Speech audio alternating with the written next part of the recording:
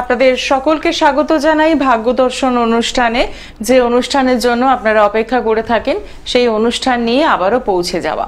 Live phone in অনুষ্ঠান, একদম সরাসরি কথা বলার সুযোগ রয়েছে। আর কথা বলার জন্য এই মুহূর্তে স্টুডিওতে আমার সঙ্গে উপস্থিত রয়েছেন বিশিষ্ট জ্যোতিষতান্ত্রিক, হোরাতান্ত্রিক, জ্যোতিষ মহাসাগর শ্রী রণজিৎ শাস্ত্রী আদি। আর রয়েছেন আপনারা প্রত্যেক দিনের মতো, কারণ আপনাদের ছাড়া কোনো অনুষ্ঠানই কিন্তু সম্পূর্ণ নয়।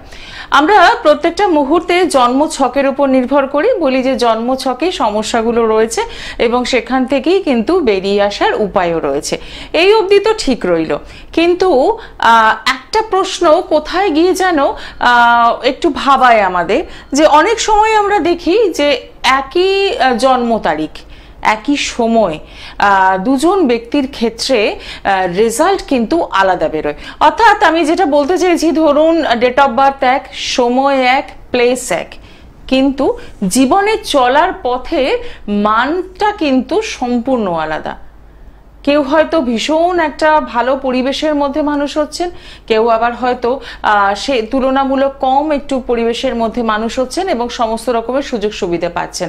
এবং যত বড় হচ্ছেন তারা, দেখা যাচ্ছে যে তাদের জন্মছক মানে জন্ম তারিখ সময় এক থাকা সত্ত্বেও তাদের কিন্তু একদম রেজাল্ট আলাদা হচ্ছে। কেন এরকম হচ্ছে, কিসের জন্য এরকম হচ্ছে?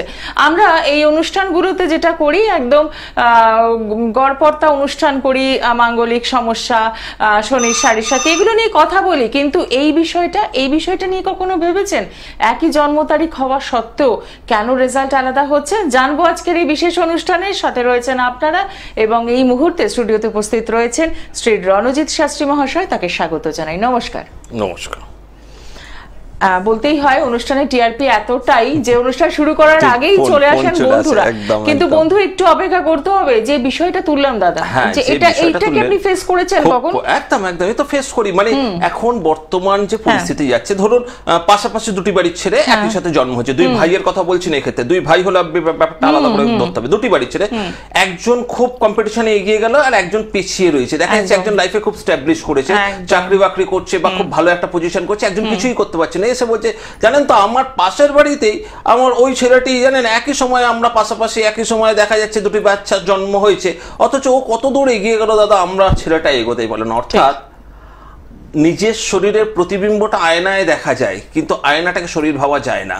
সেই রকমই ঘটনা, যে পাশের বাড়ির ছেলেটা উন্নতি করছে, একই তারিখ একই সময়, আপনি বলছেন একই সময়ে জন্ম, 12টা 5-এ জন্ম বলছেন, দুটো বাচ্চা 12টা 5-এই জন্ম হয়েছে, কিন্তু আমি যখন চেক করে দেখব যে 12টা 5, 12টা 1, 2, 3, 4, 5 অব্দি পৌঁছানোর সময় 12টা 5কেও আমরা কিন্তু রাশি লগ্ন 5 মিনিটের যে ক্ষেত্রটা, অর্থাৎ প্রতিটা মিনিটকে আবার দ্রক্ষণে ভাগ করা যায়। দ্রক্ষণকে আবার হোড়ায় ভাগ করা যায়, রবির হোড়ায় জন্ম না চন্দ্রের হোড়ায় জন্ম। এবার দেখা যাচ্ছে 12টা 5-এর মধ্যে থেকেই সেটা একজন রবির হোড়ায় জন্ম হয়েছে, একজন চন্দ্রের হোড়ায় জন্ম হয়েছে। রাশি, লগ্ন, নক্ষত্র, গণ সব এক, অথচ কেরিয়ারে এক বন্ধু অনেক বেশি এগিয়ে গেল, এক বন্ধু একদম পেছিয়ে রইল, একজন উন্নতি করতে পারছে না। এই যে হোড়া, এই হোড়াটা হচ্ছে খুব ইম্পর্টেন্ট। হোড়া হচ্ছে সূর্যোদয় থেকে সূর্য অস্ত অবধি আমরা এই 24 ঘন্টার মধ্যে কিন্তু প্রতিটা 12টা মাসকে ভাগ করা আছে। 24 ঘন্টার মধ্যে কিন্তু এই নবগ্রহকে ভাগ করা রয়েছে। 24 ঘন্টায় 12টা রাশি 12টা লগ্নকে ইন্ডিকেশন করা রয়েছে। রাশি লগ্নটা আমরা খুব সহজেই দেখে নিতে পারি, কারণ সেটা পঞ্জিকার মধ্যে উল্লেখ করা থাকে। কিন্তু যে হোড়া কনসেপ্টটা বললাম, হোড়া হচ্ছে একটি নির্দিষ্ট মুহূর্ত, একটু ফোনে থাকুন, হোড়া হচ্ছে একটি বিশেষ নির্দিষ্ট মুহূর্ত। এই হোড়াটাকে একটু সহজ ভাষায় সেই জন্য উপস্থাপন করা হয় সাবলর্ড হিসেবে। সাবলর্ড নক্ষত্র এক, কিন্তু তার সাবলর্ড দুটো আলাদা দেখা যাচ্ছে। তাহলে সাবলর্ড আমাদেরকে কথা বলবে, নক্ষত্র বলা হয় কথা বলছে, কিন্তু নক্ষত্রটাকেও সূক্ষ্ম বিচারে জ্যোতিষের আধুনিকীকরণ হচ্ছে। এই আধুনিকীকরণের সাথে সাথে যদি আমরা ভাগ করতে থাকি না, তাহলে বোঝা যাবে একই সাথে একই হসপিটালে শুধু একটা নয়, 10টা বাচ্চা 15টা বাচ্চা একদিনে জন্ম হতে পারে, কিন্তু 15টা বাচ্চা একদিনে জন্ম, একটা ওটি রুমে গেল 3টে ডেলিভারি হলো, 3খানা বাচ্চার জন্ম হলো, 3টে বাচ্চার ভাগ্য কিন্তু আলাদা। তারপর নয় ভাববো যে ডক্টর রেস্ট নিচ্ছে, ওটি রুমে ডাক্তার চেঞ্জ হচ্ছে, তাতে আরো 5-10 মিনিট যাচ্ছে, তারপর আবার পেশেন্ট যাচ্ছে। আমি বেসিক্যালি 3টের কথা ভাবি, একসাথে নিশ্চয়ই একটি বাচ্চা প্রসব হয় না, 3টি বাচ্চা জন্ম হচ্ছে, 3টি বাচ্চা প্রসব হওয়ার পর 3টি বাচ্চার ভবিষ্যৎ কি করে আলাদা হচ্ছে? ওই হোড়া কিছু সন্ধিক্ষণ মুহূর্ত আছে, সেই মুহূর্তগুলো যদি চেঞ্জ হয়ে যায় তাহলে কিন্তু কেরিয়ার আলাদা হয়ে যায়।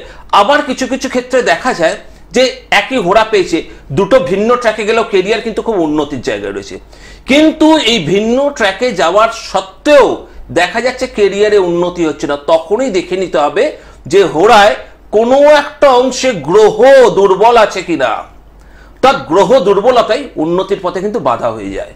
তার একই সময় জন্মে রামের ছেলের উন্নতি হয়েছে বলে আমার ছেলের উন্নতি হবে এই ধারণা করাটাই ভুল।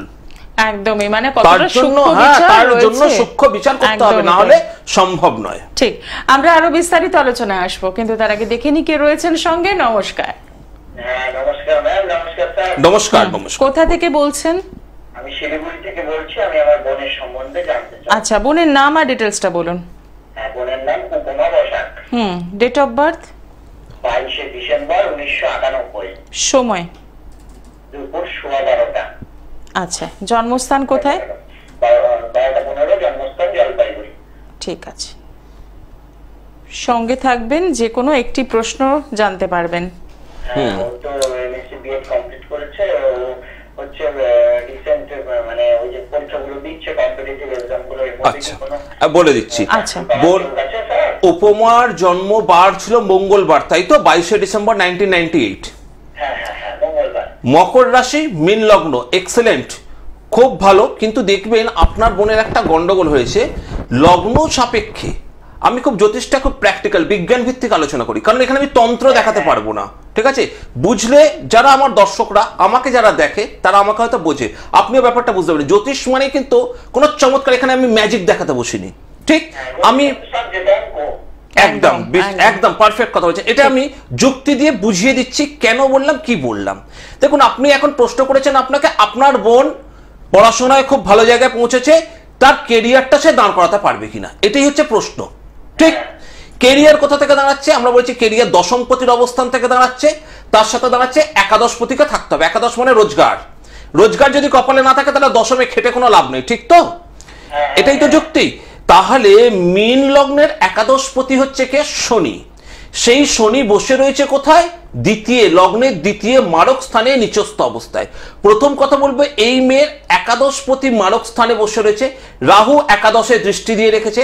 দশমে রবি আর বুধ, দশমে রবি বুধ থাকার জন্য ওর একটি প্রচন্ড ভালো চাকরির কানেকশন আসবেই আসবে, আসবেই আসবে, পড়াশোনাও করুক। কিন্তু গন্ডগোলটা কোথায় রয়েছে? ভাগ্যস্থান, অর্থাৎ মীন লগ্ন, লগ্নপতি যেহেতু বৃহস্পতি, সেই বৃহস্পতির মিত্র গ্রহ নয় হচ্ছে বুধ। বুধ কখনো বৃহস্পতির মিত্র গ্রহ নয়। বুধ বৃহস্পতিকে নিজের শত্রু বলে মনে করে। বুধ বসে রয়েছে হচ্ছে মঙ্গলের ক্ষেত্রে, অর্থাৎ আপনার বোনের ভাগ্য ক্ষেত্রে। ভাগ্যের বিড়ম্বনা ওর সাথে লেগে থাকবে, ট্যালেন্ট থাকবে, ট্যালেন্টের বহির প্রকাশ ঘটাতে পারবে না। প্রচন্ড শিক্ষিত হবে, শিক্ষার ক্ষেত্রে সেই জায়গাটা, নিজের চাকরি ক্ষেত্রের জায়গাটা অ্যাচিভ করতে গিয়ে ল্যাজে গোবরে খাবে, মানে মাঝে মাঝে ফ্রাস্ট্রেটেড হবে, খুব হতাশ হয়ে যাবে। এরকম হচ্ছে কি? হ্যাঁ, এরকম হচ্ছে। তো যে বিভিন্ন জায়গায় সিবিটিভি জমা দিচ্ছে, এক্সামগুলো দিচ্ছে, সামনে কি কিছু হবে? না না না, কেন? এই যে বললাম ভাগ্যস্থানটা গন্ডগোল, একাদশ স্থানটা গন্ডগোল। ভাগ্য নিয়ে আমাদের কিন্তু সবকিছুর পরে একটি জায়গায় আমরা এসে দাঁড়াই, ভাগ্যটাকে ভালো হতে হবে।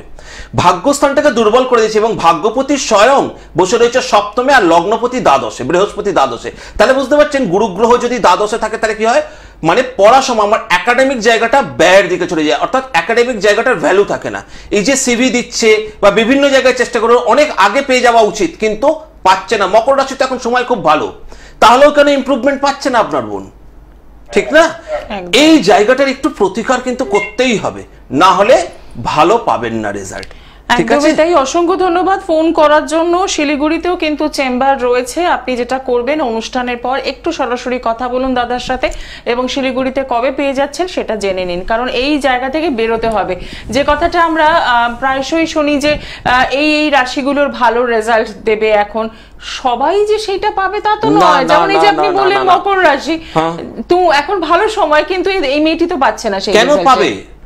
আবারও আপনাকে আমি বোঝাচ্ছি, আমি দর্শকদেরকেও বুঝেছি, উনি একটু আগে সেটা স্বীকারও করলেন যে হ্যাঁ, শাস্ত্রটা একটি বিজ্ঞান ভিত্তিক আলোচনা। এটা আজকে যদি, হ্যাঁ একটু ফোনে থাকুন, আজকে যদি আমার পকেটে টাকা না থাকে, আমার সময়টা খুব ভালো কিন্তু আমার পকেটে টাকা নেই, আমি একটা ভালো দোকানের কাছে দাঁড়িয়ে দাঁড়িয়ে উইন্ডো শপিং করছি, জিনিসগুলো দেখছি, কিনবো, কোনো একদিন কিনবো, আমাকে কিন্তু সেই সিকিউরিটি গার্ডটা বলবে না এ ভাই চলে যাও।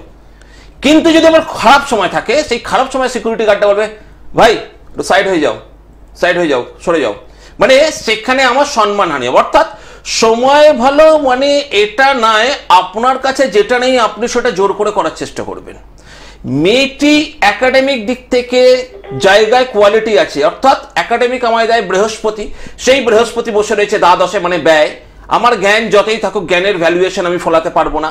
তার সাথে হচ্ছে কি ভাগ্যস্থানে কে বসে রয়েছে একটি পাপ মানে অ্যান্টি গ্রহ, অর্থাৎ তোমার ভাগ্যকে আমি উঠতে দেবো না, আমি চেন দিয়ে বেঁধে রয়েছি, আমি নিজে বসে রয়েছি, দেখি তোমার ভাগ্যের চাকা কি করে ঘোরে।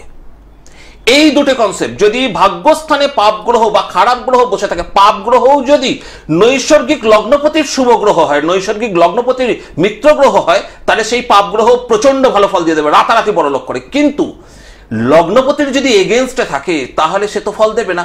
তাহলে জ্যোতিষে আগে দেখতে হবে কপালে আছে কিনা, কপালে যদি না থাকে, যদি সময় তাতে ভালো যায়, ভালো ভাগটা আমি 20% পাবো, 80% ছেড়ে দিতে হবে। অর্থাৎ ওই ভালো দিয়ে আমি ডাল ভাত খেতে পারবো না, মাংস ভাতের প্রত্যাশা করতে পারি না, কারণ মাংস ভাত খাওয়া আপনার কপালেই নেই। একদমই তাই। আসলে এই বিষয়টা এতটাই গভীর এবং জটিল যে সহজেই কিন্তু সেটা যে সমাধান হবে তা নয়। তার জন্য যেটা করতে হবে সঠিক অ্যাস্ট্রোলজারের সন্ধান কিন্তু রাখতেই হবে। দেখিনি একজন বন্ধু রয়েছেন, নমস্কার। হ্যাঁ নমস্কার আপনাদের দুজনকে। নমস্কার, অনেকক্ষণ ধরে চেষ্টা করছেন, বলুন। কোথা থেকে বলছেন? হ্যাঁ আমার নাম সৌভিক সেনগুপ্ত। আচ্ছা, কোথা থেকে বলছেন? বেহালা থেকে বলছি। হ্যাঁ বলুন, ডেট অফ বার্থ।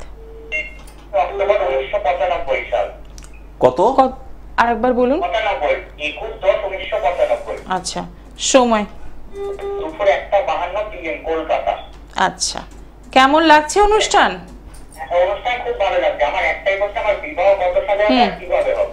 বিবাহ কত সালে হবে আর কিভাবে হবে? কি নাম বললে আরেকবার বলো? সৌভিক। সৌভিক সেনগুপ্ত। সৌভিক জন্ম বার ছিল শনিবার? হ্যাঁ শনিবার। সিংহ রাশি কুম্ভ লগ্ন, সিংহ রাশি কুম্ভ লগ্ন, ঠিক আছে। এখন তো সিংহ রাশিতে শনির ঢাইয়া চলছে, সেটা তো তুমি ভালোভাবেই জানো। হ্যাঁ জানি জানি। তার ফলে ঢাইয়া চলাকালীন অবস্থায় একটু বাধা হয়, সে কথাটা আমি বাদ রাখছি, পরে বলবো। তোমার একটু হরোস্কোপটাকে আগে ডাইরেক্ট বলি। এইটা হচ্ছে আমাদের সেই এক্সরে প্লেটের মতন, এইটা থেকে শুধু বিচার, প্রতিকার হবে সঠিক তন্ত্র নিয়মে, গ্রহতন্ত্র নিয়ম ছাড়া প্রতিকার হয় না, ঠিক আছে। তো আমি এটা বোঝাই, তোমার হরোস্কোপ যদি তুমি ভালো করে দেখো তখন দেখবে লগ্নের মধ্যে লগ্নের অধীশ্বর স্বয়ং শনি বসে রয়েছে, এবং সে কোথায় দৃষ্টি দিয়ে রেখেছে? সপ্তম স্থানে দৃষ্টি দিয়ে রেখেছে, তার চন্দ্রের উপর দৃষ্টি দিয়েছে।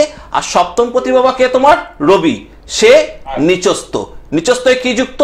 শুক্র আর রাহু যুক্ত। অর্থাৎ তোমার কিছু ঋণস অ্যান্ড লাইবিলিটিস হবে, কিছু লাইবিলিটিস থাকবে, তোমার কিন্তু ইকোনমিক্যাল একটা প্রবলেম থাকবে।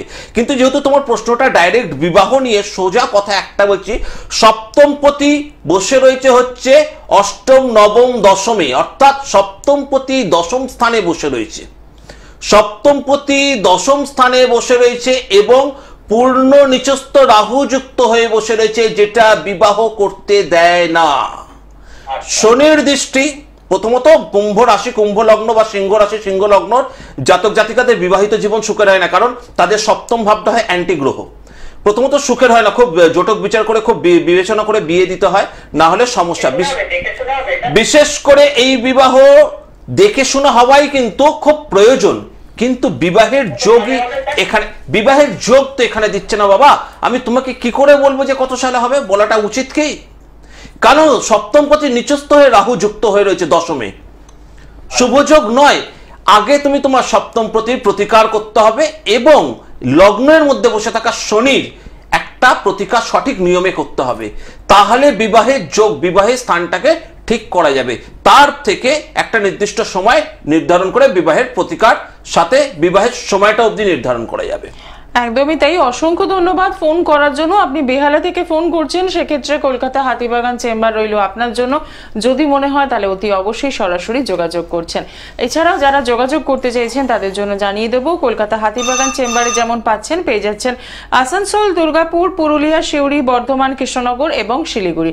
আর আপনারা জানেন যে দাদার কোনো প্রকার পোস্টার বিজ্ঞাপন বা পোস্টার বিজ্ঞাপন নেই, যার ফলে এখানে বিভ্রান্ত হয়ে অনেকেই হয়তো পৌঁছে যাচ্ছেন, নামে ভুল করছেন। করছেন, তো সেক্ষেত্রে বুকিং নাম্বারটা মিলিয়ে নিন, বুকিং নাম্বারটা একদম লিখে রাখবেন, সেই নাম্বার মিলিয়ে ফোন করে পৌঁছে যাবেন চেম্বারে। 9874110320 এবং 8276853043 এই নাম্বারে বুকিং করে একদম সরাসরি যোগাযোগ করছেন। আর যাদের মনে হচ্ছে যে আমাদের জন্ম তারিখ সঠিক জানা নেই, তাহলে আমরা কি করব, সমস্যা থেকে বেরোতে পারবো না? নিশ্চয়ই বেরোতে পারবেন। তার জন্যও কিন্তু রয়েছেন শ্রী রণজিৎ শাস্ত্রী মহাশয়। একটু সরাসরি যোগাযোগ করা, তাহলেই দেখবেন আপনি সমস্যা থেকে বেরোতে পারছেন। নমস্কার, কে রয়েছেন সঙ্গে? নমস্কার। কোথা থেকে বলছেন? আমি তো বাবার ব্যাপারে জানতে চাইছিলাম। বাবার ব্যাপারে? হ্যাঁ, আচ্ছা। বাবার নাম বলুন। বাবার নাম Swapan Kumar Roy. Date of birth? 21 September 1956। সময়? সময় হলো সকাল 9:30। সকাল 9:30। জন্মস্থান কোথায়? কলকাতা। আচ্ছা, এখন কোথা থেকে বলছেন? এখন বেলুর থেকে বলছে। বেলুর। বাবার জন্মবার ছিল শুক্রবার? হ্যাঁ, শুক্রবার। হ্যাঁ। আচ্ছা, মীন রাশি, তুলা লগ্ন নিশ্চয়ই জানেন। একদম জানেন। যখন সাথে সাথে এটাও জানেন মীন রাশিতে শনির 7.5 শুরু হয়ে গেছে এবং উনি শনির 7.5 ভোগ করছেন, তাই তো? তুঙ্গস্থ পর্যায়ে ভোগ করছেন। এবার একদম জন্ম ছকে দেখুন বুধ বক্রী, মঙ্গল বক্রী। এই যে বুধ বক্রী নিয়ে বয়সকালে একটা সমস্যা থাকে, ওনার কিন্তু একটু নিউরো সমস্যা দেখা দিয়ে দেবে। রবি বুধের হবে। শনি যেহেতু পূর্ণ দৃষ্টি দিচ্ছে রবি বুধের ওপর, পিতৃ স্বাস্থ্য খুব একটা ভালো যাবে না, নিউরো সমস্যা দেখা দেবে। এবং অষ্টমে কেতু, জন্মছকের অষ্টমে কেতু হলে সেটা অল্প বয়সে বোঝা যায় না, একটু বয়স বাড়লে সেটা বোঝা যায়। অষ্টমে কেতু অকারণ কিছু দুশ্চিন্তা, ভয়, একটা মানসিক সমস্যা দিয়ে দেয়।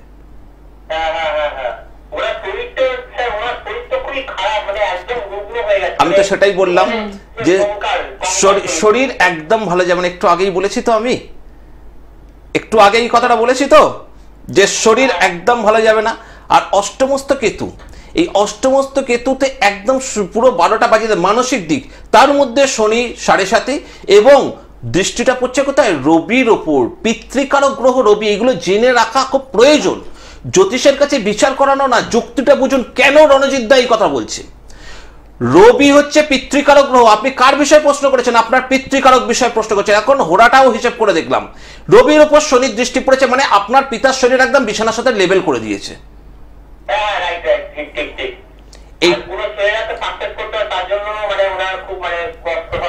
হ্যাঁ, আমি বললাম তো, অকারণে একটা আতঙ্ক, ভয়, কষ্ট সবসময় থাকবে। নিউরোটিক সমস্যা, রবি বুধের উপর শনির দৃষ্টি, পুরো নিউরো প্রবলেম নিয়ে উনি কষ্ট পাবেন, তাই তো?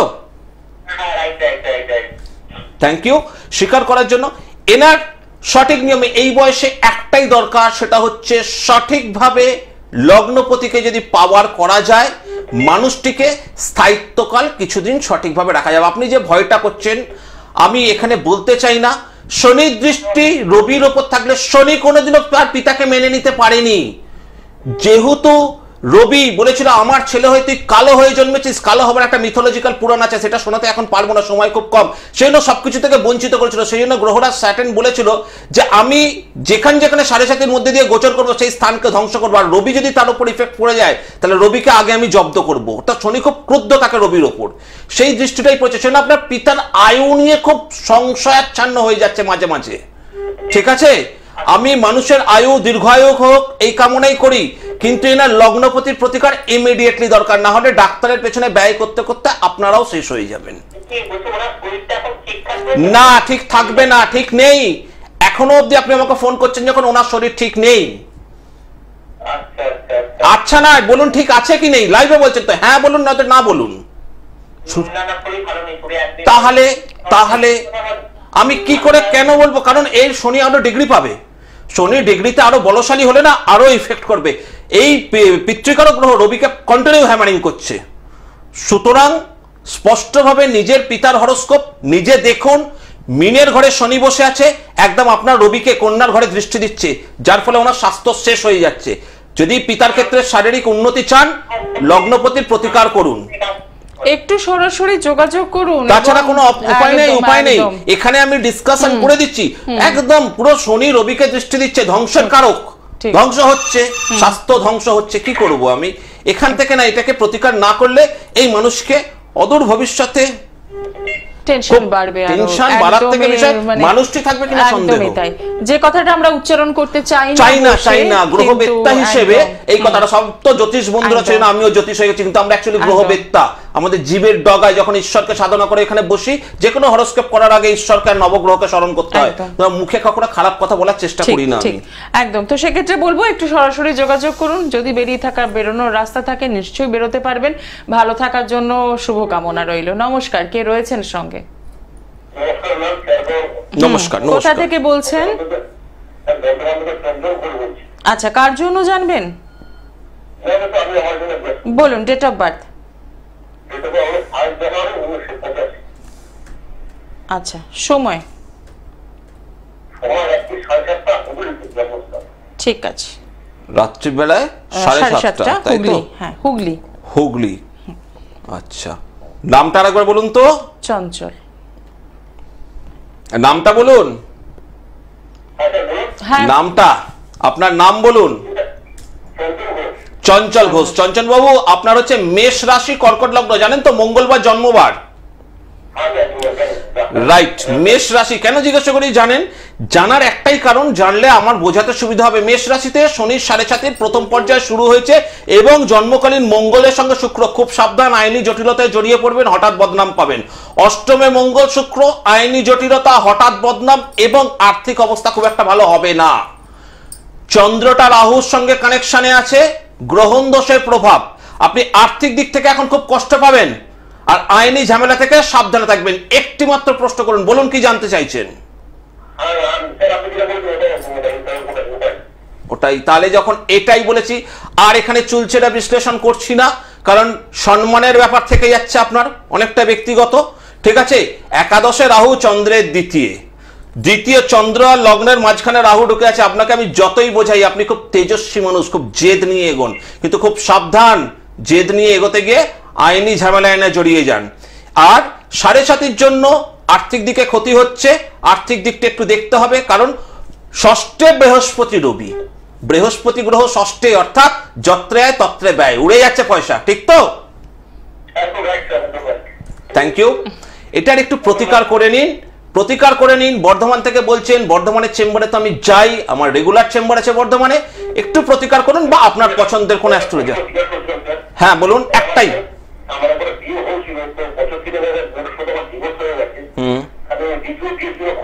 আইনি প্রথম একটা কথা খুব সংক্ষেপে বোঝাই, এই জন্য হরোস্কোপ বোঝাবো না। বাড়িতে ফ্রিজ আছে? বাড়িতে ফ্রিজ আছে? ফ্রিজ আছে তো? ফ্রিজে ফল রাখেন তো পাত্রের মধ্যে কোনো?